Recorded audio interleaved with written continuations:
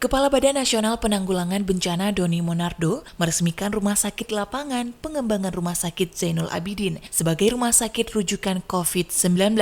Doni mengatakan, Presiden telah memberikan arahan agar pihaknya bersama Kementerian Kesehatan dan Kementerian PUPR untuk memastikan fasilitas pelayanan kesehatan di daerah harus memadai. Arahan itu disampaikan Presiden begitu melihat terjadinya lonjakan kasus COVID-19.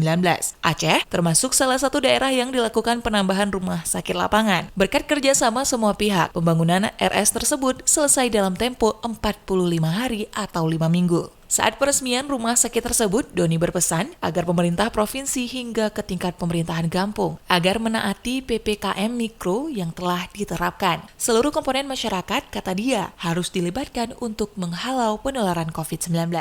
Mengingatkan selalu, tidak boleh kendor, tidak boleh kehilangan kewaspadaan. Walaupun saat ini banyak provinsi mengalami pelandaian, tetapi tidak membuat kita lengah.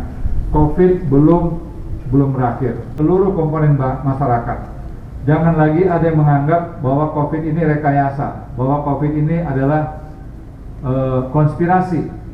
Ini nyata dan sangat membahayakan.